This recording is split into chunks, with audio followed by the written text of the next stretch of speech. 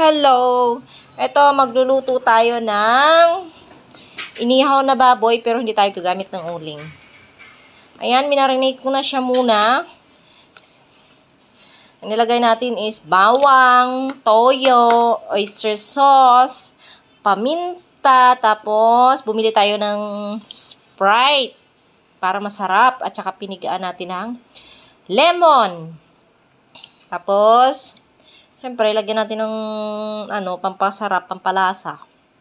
Kasi kung walang lasa, wag ka na magluto. 'Di ba?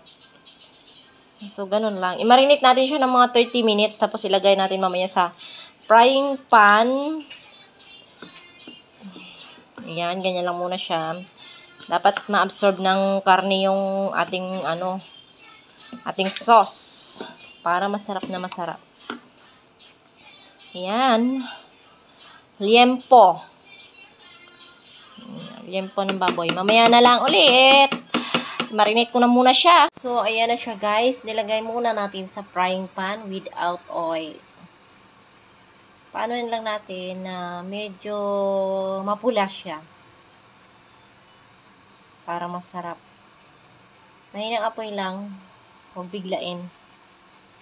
Kasi mahirap. Mahirap pag mabigla sunog. Ouch.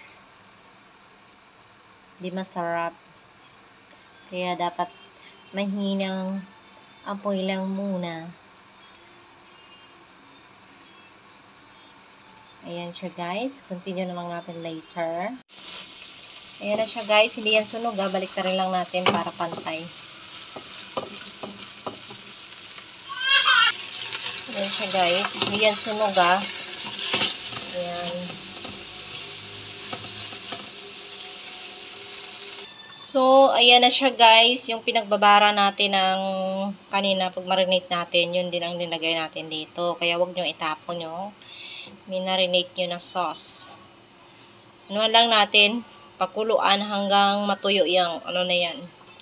Let this result later. No need uling-uling. Ayan guys, later again. So, ayan na siya guys. Tuyo na. Konting tuyo pa.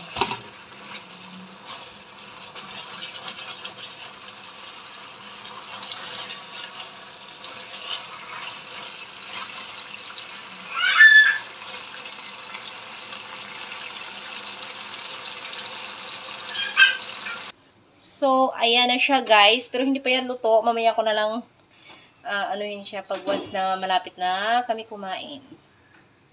Ayan. So, ayan na siya. Luto na. Inihaw na baboy. Ayan siya. Ayan na siya. See? Wow, juicy. Juicy.